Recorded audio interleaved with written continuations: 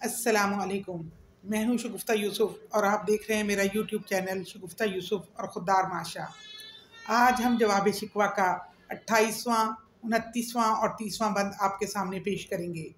آپ سے درخواست ہے کہ ہمارے چینل کو سبسکرائب کریں، لائک کریں اور اپنے دوستوں اور طالب علموں کے ساتھ شیئر کریں۔ پاک ہے گرد وطن سے سر داماں تیرا، تو وہ یوسف ہے کہ ہر مصر ہے کنعاں تیرا۔ قافلہ ہو نہ سکے گا کبھی ویراں تیرا، غیر یک بانگ درا کچھ نہیں ساماں تیرا۔ نخل شمع استیو در شعلہ دود ریشہ تو، عاقبت سوز بود سایہ اندیشہ تو۔ مشکل الفاظ کے معنی۔ پاک، یہاں اس سے مراد مبرہ ہونا یعنی آزاد ہونا ہے۔ گرد وطن، وطن کی مٹی، یہاں اس سے مراد وطنیت کا تصور ہے، ایک خاص حدود میں رہنے والی سوچ ہے۔ سر داماں، دامن کا سرا، اور یہاں اس سے مراد ذہن اور سوچنے کا انداز ہے۔ کنعاں، حضرت یوسف علیہ السلام کا وطن۔ قافلہ، ایک گروہ کی شکل میں سفر کرنے والے لوگ۔ ویراں، اجڑنا۔ غیر یک، ایک کے سوا۔ بانگ درا، اس سے مراد وہ گھنٹا یا گھڑیال ہے جسے قافلہ رواں ہونے سے پہلے بجا کر پیغام دیا جاتا ہے کہ سب ہوشیار ہو جائیں، قافلہ نکلنے والا ہے۔ نخل شمع، یہاں اس سے مراد وہ مصنوعی درخت ہے جس کی مختلف جگہوں پر چراغ رکھے ہوئے ہوتے ہیں۔ اس لفظ سے مراد موم کا بنا ہوا رنگین درخت بھی ہے۔ لفظی معنی یہ ہیں، اس شعر میں اس سے مراد مذہب اسلام وہ بلند درخت ہے جس پر حضور صلی اللہ علیہ وسلم کی تعلیمات کے چراغ روشن ہیں۔ استی، تم یعنی مسلمان۔ در شعلہ، آگ میں۔ دود، دھواں۔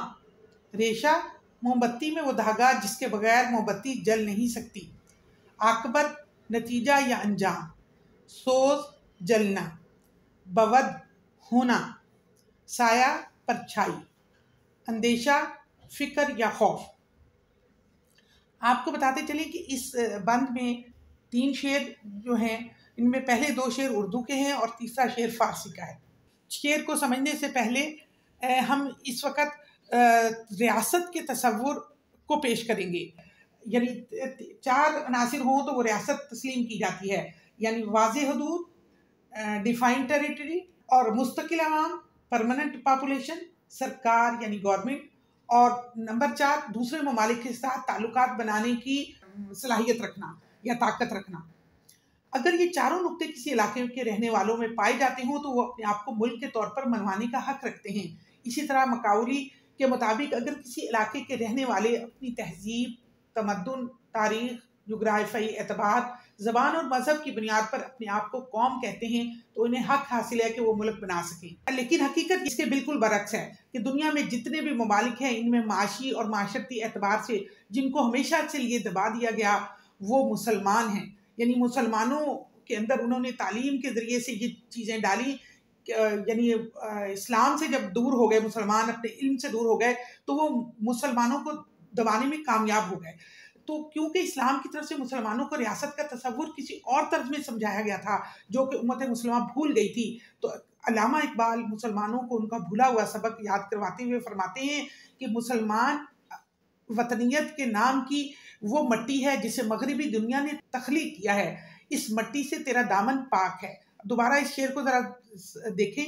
پاک ہے گرد وطن سے سر داماں تیرا، تو وہ یوسف ہے کہ ہر مصر ہے کنعاں تیرا۔ یعنی اس کا مطلب یہ ہے کہ مغرب کا اصول ریاست اسلام کی بنیادی اصولوں کے خلاف ہے۔ مسلمانوں کے لیے ایک جگہ پر محدود رہنا ممکن ہی نہیں۔ اس کی وجہ بھی اگلے ہی مصرعے میں بیان کر دی گئی۔ اس مصرعے میں مثال دے کر واضح کیا گیا کہ حضرت یوسف علیہ السلام کی جائے پیدائش شہر کنعان تھی، لیکن پھر ان کی زندگی کے پہلو دیکھو کہ جن کے بھائیوں نے انہیں کنویں میں پھینک دیا، پھر ایک دن ایسا آیا کہ وہ اسی ملک کے سردار بنا دیے گئے۔ اس شعر میں علامہ اقبال فرماتے ہیں کہ اے مسلمانوں، یہ پوری دنیا تمہاری جائے پیدائش ہے، یعنی کائنات اللہ کی ہے اور اللہ ہی نے یہ دین بنایا ہے۔ پوری دنیا تمہارے لیے بالکل ایسی ہے جیسے حضرت یوسف علیہ السلام کے لیے شہر کنعان تھا۔ آج کے دور میں بین الاقوامی نظریہ وطنیت نے مسلمانوں کے ٹکڑے ٹکڑے کر کے رکھ دیے۔ یہ تقسیم جو آج مسلمانوں کے وجود میں موجود ہے، اسی کی وجہ سے آج مسلمان دنیا میں مشکلات کا سامنا کر رہے ہیں۔ لہٰذا جو بات شکوہ میں کہی گئی تھی کہ ہم مسلمان کئی دفعہ انہی رکاوٹوں کی وجہ سے شکست کا سامنا بھی کرتے رہے، تو علامہ اقبال نے یہ بات واضح کر دی کہ یہ تو ایسا ہونا ہی تھا، دراصل تمہارے سمجھنے کی غلطی ہے۔ جہاں مسلمان آباد ہیں وہ سب مسلمان کے بھائی ہیں۔ تو دوسرے شعر اس کی وضاحت کرتا ہے کہ چونکہ تم مسلمان ہو، ایک ایسے وجود کا نام ہو جس کی نسبت کسی خاص علاقے تک محدود نہیں، قافلہ ہو نہ سکے گا کبھی ویراں تیرا، غیر یکے بانگے درا کچھ نہیں ساما تیرا، یعنی تمہارا علاقہ کبھی بھی ایک وہ نہیں جہاں تم مقیم ہو کہ وہاں شکست کے بعد دوسری کسی قوم کا قبضہ ہو جائے۔ تو یہ مت سوچ، یعنی مسلمان یہ مت سوچنا کہ مسلمان قوم کو شکست ہو گئی، یہ پوری دنیا تمہارا وطن ہے اور تم ہی اس دنیا پر راج کرنے والے ہو۔ اور اسی شعر کے دوسرے مصرعے میں فرماتے ہیں، تمہارا کارواں کسی سامان کا محتاج نہیں، تمہارے لیے صرف اس گھڑیال کی آواز کافی ہونی چاہیے جو قافلہ چلنے کا پتہ دیتی ہے۔ علامہ اقبال نے ان اشعار میں مسلمان قوم کو ایک واضح پیغام دیا ہے کہ تم کسی ایک محدود علاقے میں رہ کر زندگی نہیں گزار سکتے، کیونکہ اس سے اسلام محدود ہو کر رہ جائے گا۔ اور پھر آخری شعر جو ہے وہ پچھلی ساری بات کو خلاصہ بیان کر دیتا ہے کہ اسلام ایک ایسی شمع یا موم بتی کا نام ہے، جو فارسی کا شعر ہے میں اس کی تشریح کر رہی ہوں کہ اسلام ایک ایسی شمع یا موم بتی کی طرح ہے کہ جس کے شعلوں کی روشنی سے دنیا منور ہو رہی ہے۔ اور اے مسلمانوں، تم جانتے ہو کہ تم کیا ہو، تم اس موم بتی کے اندر موجود اس دھاگے کی طرح ہو جس کے بغیر موم بتی جل ہی نہیں سکتی۔